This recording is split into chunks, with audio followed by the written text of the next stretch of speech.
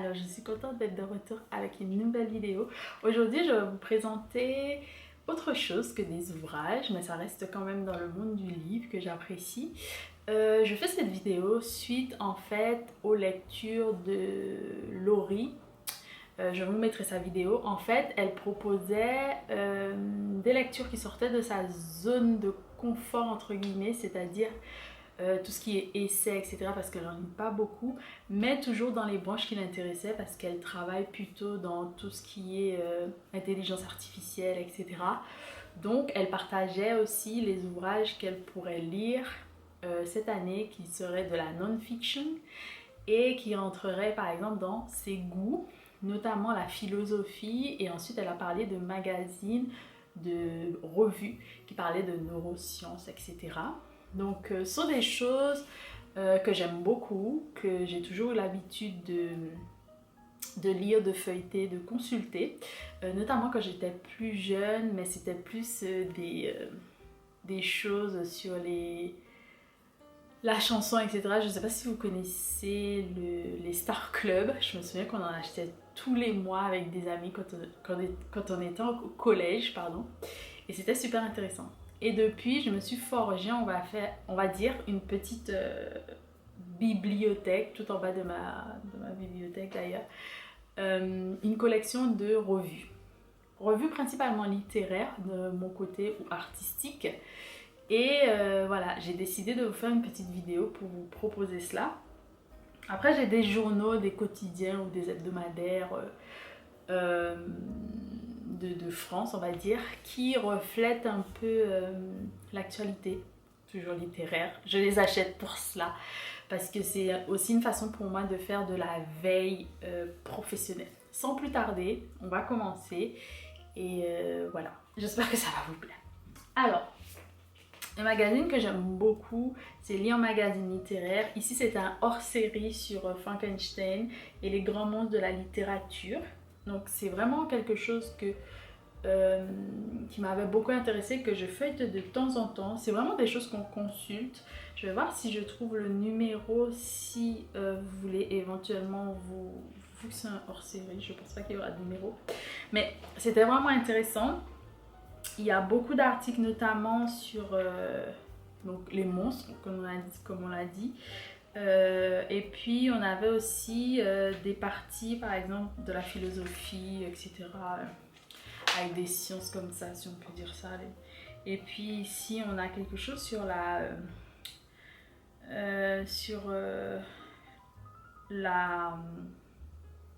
je sais plus si on dit la princesse, mais Hottentote, la femme Hottentote. Donc voilà, c'était intéressant de voir tout ça.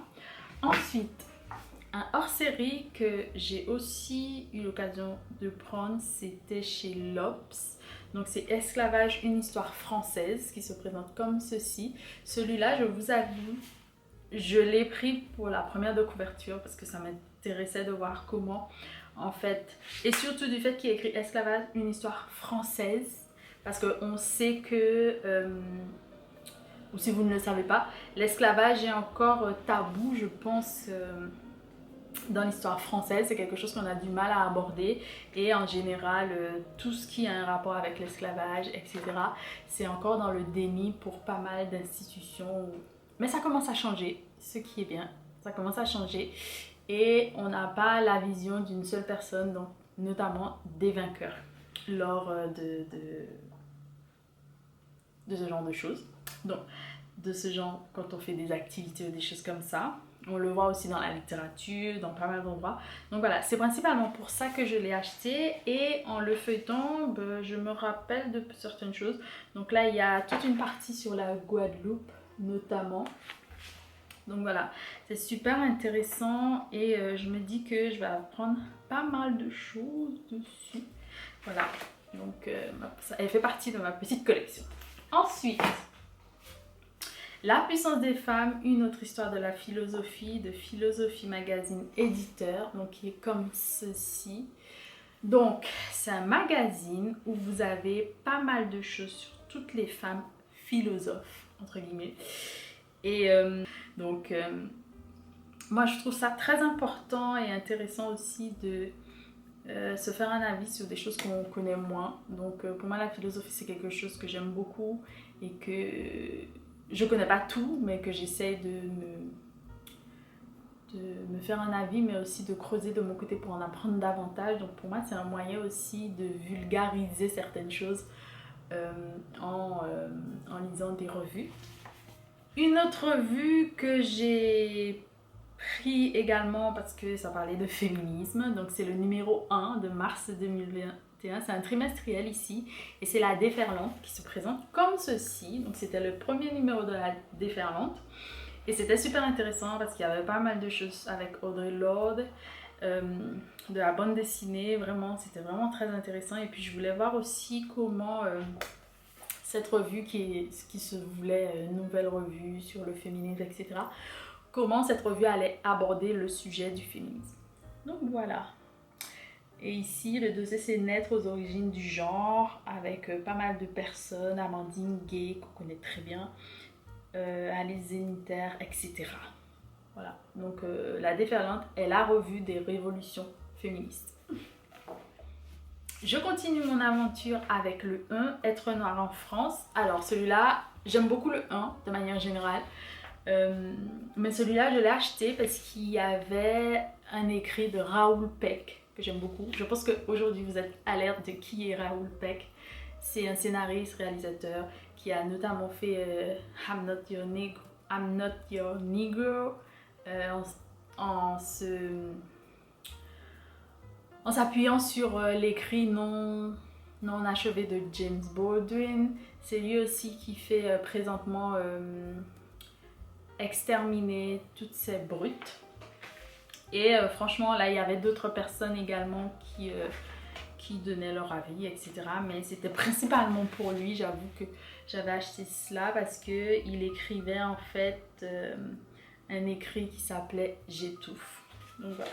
Ensuite, j'ai pas mal de choses. Donc ici, j'ai le Figaro. Parce qu'il y avait le Figaro littéraire qui m'intéressait. Donc c'est pour ça que j'avais acheté ça.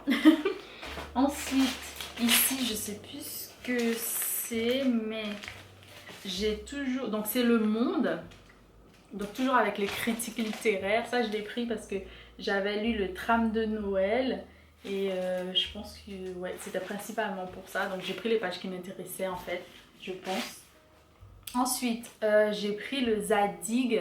Donc toutes les Frances qui racontent la France. Le numéro 6. Et c'était Besoin d'outre-mer. Donc ça parlait des outre-mer, des collectivités, des régions, des départements d'outre-mer. Et pour moi, c'est juste essentiel d'avoir celui-ci parce que voilà, j'ai vécu dans un département d'outre-mer. Je viens en quelque sorte de là-bas. Et puis, le sort de ces territoires m'intéresse et le point de vue qu'a l'Hexagone sur ces territoires m'intéresse également. Et comment c'est traité, évidemment. J'ai un Miss Eden de... je sais plus quel... Le numéro 164 de mai et juin 2017. Donc ici, je ne l'ai pas acheté pour Rihanna. Je l'ai acheté parce que j'étais dans le magazine. Je ne sais plus si ça passe 16 ou 17. Je me trompe toujours. Oui, c'était juste ici. Donc dans le cadre en fait dans le cadre de mon partenariat avec Aizana en fait, c'était mon premier shooting avec Aizana et du coup pour moi il me semblait être important d'avoir en fait ce magazine parce que j'étais dedans. Philosophie magazine, comment avoir confiance, c'est le numéro 142 de septembre 2020. Se présente comme ceci. Alors celui-là, je l'ai acheté vraiment pour le thème comment avoir confiance parce que c'était pour moi important. La confiance est super important et je l'ai principalement acheté parce qu'il y avait un article sur France Fanon de Norman Ajari. Donc c'est présente comme ça. Si vous connaissez pas Norman Ajari, c'est un gars qui a écrit La dignité ou la mort, je crois que c'est ça. Ouais, La dignité ou la mort, éthique et politique de la race. Un livre que j'ai d'ailleurs dans ma bibliothèque que je dois lire. Et il s'y connaît pas mal sur Fanon. Et comme moi je suis une fanonienne apparemment, non j'aime beaucoup Fanon à cause du Peau noire musulman. Même si j'ai pas encore tout lu, mais je m'y mets, je m'y mets, je m'y mets. Donc voilà, c'est principalement pour ça que j'avais acheté ça aussi. Ensuite, j'ai acheté le hors-série L'Histoire, les collections. Donc ici, c'était les populations qui ont fait la France avec 35 cartes et infographies. Donc ça se présente comme ceci. Alors si vous ne le savez pas, je suis née en Guadeloupe, mes parents sont haïtiens et quand j'ai été élevée en Guadeloupe principalement. Et en fait, pendant toute ma vie, mon enfance, il y a eu cette affaire de quelle était ma nationalité, est-ce que j'allais avoir la double nationalité, est-ce que, plein de choses. Et j'ai dû apprendre aussi plein de lois, malgré moi, parce que j'étais petite et que ça changeait aussi jusqu'à présent. Et avec ceci, j'ai reconstitué pas mal de choses que j'avais vécues ou pas pendant mon enfance, en gros. Et voilà, c'est pour ça que j'ai acheté ça en fait. Et je voulais voir comment ils allaient traiter ceci. Donc voilà. Ensuite, un magazine Le Monde Afrique hors série, toujours un hors série. J'ai beaucoup de hors série, j'avoue, parce que je suis pas forcément abonnée, etc. Enfin, plus maintenant. Donc ici, c'est l'Atlas des Afriques avec 200 cartes et 6000 ans d'histoire qui se présentent comme ceci. Donc ici, on a pas mal de... En fait, on a tous les pays d'Afrique et comment c'est réparti avec, par exemple, des sujets, essor et mutation du panafricanisme, comment ça s'est réparti, indépendance et décolonisation, Libéria, la colonie des affranchis américains.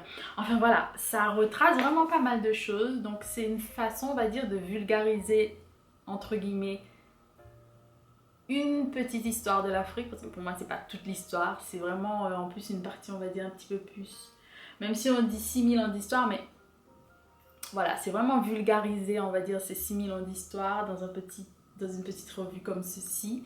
Et pour moi aussi, c'était une façon de faire mes recherches sur le continent africain, dans le sens que c'est un continent, dans le sens, beaucoup de fois, hein. C'est un continent que j'aimerais vraiment, vraiment visiter. Je n'ai jamais encore visité. Je veux dire, moi, physiquement, hormis le fait que mes ascendants viennent de là-bas. Mais moi, personnellement, je ne l'ai jamais expérimenté. Et voilà, c'est pour moi une façon de me mettre à jour. Et puis, par rapport à mon travail, par rapport à la littérature afro et caribéenne que je souhaite mettre en avant, pour moi, c'est une bonne façon déjà de faire ça en connaissant les pays et en général le continent que je veux mettre en avant en fait. Voilà. Ensuite j'ai acheté Historia, le numéro non, c'est quel numéro, je sais pas, c'est le numéro 878 de février 2020. C'est la vérité sur l'esclavage.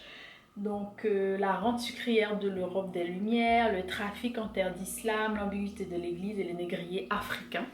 Donc ça j'ai acheté vraiment pour ça, et parce que sur la couverture c'est un acteur que j'aime beaucoup. Je vois que c'est Dumont Bossou, je sais pas si ça se prononce bien, et il est béninois et c'est un acteur que j'aime vraiment beaucoup. Donc voilà, ça je me souviens que j'avais lu aussi et j'avais acheté aussi pour Toussaint Louverture, l'affranchi aux 13 esclaves. Donc c'est ce qui voulait dire par là. Donc c'était intéressant d'aller lire ça. Faire encore de la veille pro. Histoire et civilisation, numéro 58 de février 2020. Donc c'est États-Unis, de la révolte fiscale à l'indépendance. Ça c'était purement par plaisir aussi pour l'histoire des États-Unis. Et voilà. Donc je plutôt feuilleté pour savoir aussi comment ça... Aussi pour savoir comment c'est... Comment dire, c'est exploité, comment on raconte les choses, est-ce que ce sont des vérités, est-ce que c'est un point de vue historique, mais de l'historien, est-ce que... Tout ça aussi, c'est pour se mettre dans les choses, dans le concret, et puis aller puiser aussi des sources, notamment des ouvrages qu'il cite, des documentaires, patati et des patatas. Et puis oui, j'ai des envies de... Et je travaille dans plusieurs domaines. Et je pense que c'est important pour moi de faire mes recherches également. J'ai un autre hors-série de connaissances des arts. Donc ici, c'est La planète Jean-Paul Gaultier de la rue aux étoiles, exposition du Grand Palais. Alors ça, je sais plus c'était quelle année. Mais en fait, j'ai acheté ça parce qu'avec un ami, si tu passes par là et si tu t'en souviens, c'est le hors-série numéro 662. Et en fait, c'était lorsqu'on avait été à l'exposition, voir l'exposition de Jean-Paul Gaultier au Grand Palais. Et j'avais acheté ça comme souvenir. En général, quand je vais voir des expos, j'achète toujours un souvenir, marque-page, crayon, n'importe quoi. Et là, je voulais vraiment ceci parce que, si vous ne le savez pas, j'aime beaucoup la mode, vraiment beaucoup. Et Jean-Paul Gaultier, c'est parce qu'une fois que j'avais rencontré à Paris. Ensuite, j'ai un magazine culinaire, parce que ça j'avais même oublié, qu'on m'a donné en fait. Et c'est le Fooding. Et ici on a Guide France 2020, 800 restaurants de genre. Donc ça se présente comme ceci. Et je l'ai gardé parce que il y avait beaucoup de restaurants dedans. Et comme avec une amie, il y a une de mes amies qui adore faire les tours des restos. Et c'est l'un de nos goals en fait, de nos objectifs, de faire plein de restos, le plus de restos possible. Donc je me suis dit, on a une base, j'aurai ma base de mon côté pendant qu'elle, elle a sa base. Et puis on pourra comparer et aller les visiter. J'ai hâte, j'ai hâte. Ensuite, j'ai un Beaux-Arts, les 60 plus belles expositions de 2020. Oh, il est trop beau. Et comme ça, il est de janvier 2020. Il est vraiment trop beau. J'aime beaucoup les Beaux-Arts aussi. Je les trouve bien. Puis j'aime bien le papier qui est plus ou moins normal. Mais j'aime bien en général la première de couverture qui a un beau papier. Et puis celui-là, je sais plus pourquoi je l'avais acheté. Mais je pense que c'était parce que c'était les 60 plus belles expositions de 2020. Donc ça faisait un récap de ce que j'avais vu ou pas. Surtout le ou pas. Voilà. Ensuite, j'ai acheté un truc là, une revue que je ne voulais pas forcément acheter, mais c'est que je pensais qu'il y avait un article qui m'intéressait dedans, et c'était l'Obs, ici avec Féministe et Patriarcat, la grande explication entre Alain Finkielkraut et Alice Coffin.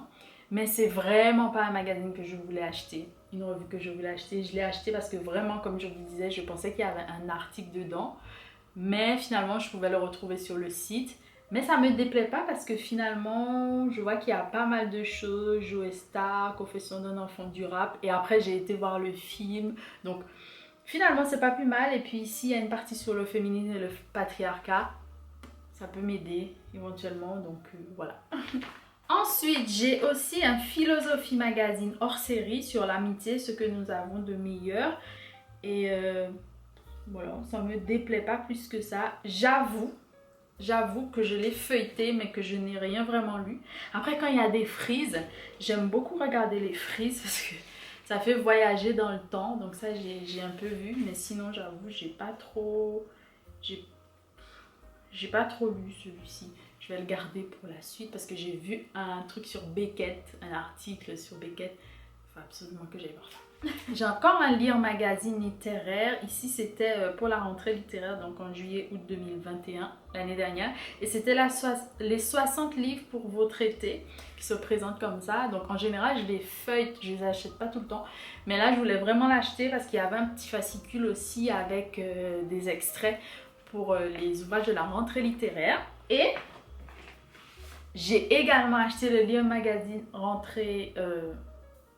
un hors-série en fait pour la rentrée littéraire, où ici c'était les 101 auteurs essentiels, donc principalement que des femmes. Donc pour moi c'était juste urgent, important d'avoir ça, parce qu'il y a plein de femmes que je n'ai pas lues.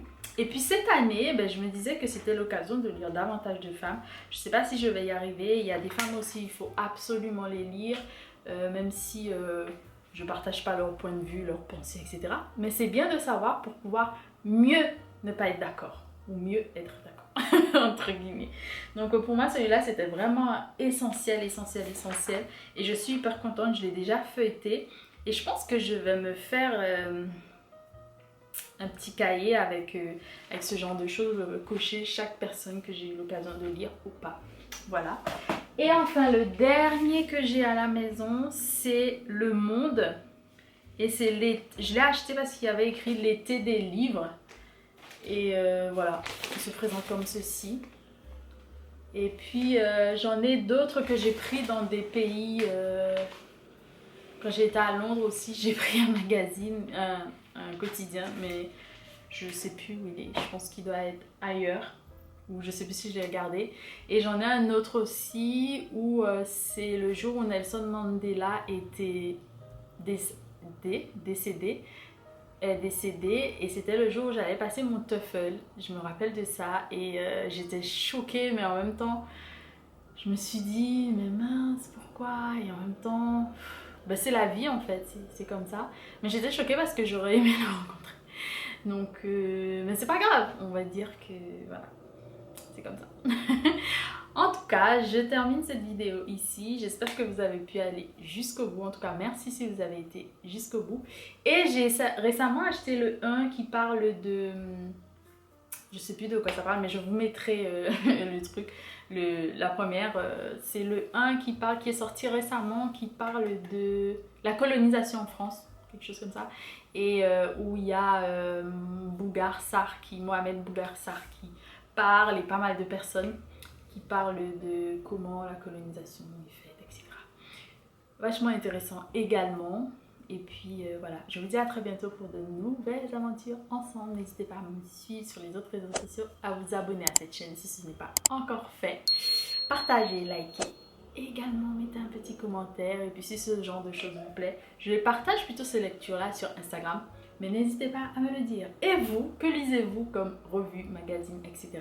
J'aimerais trop savoir. Je suis hyper curieuse. Et de voir ce qui pourrait me plaire également. Après, il y a des revues scientifiques dont je ne parle pas ici parce que je ne les ai pas forcément. Mais ça m'arrive de lire d'autres choses qui m'intéressent pour des raisons personnelles. Donc voilà. Je vous embrasse et je vous dis à très bientôt. Bisous.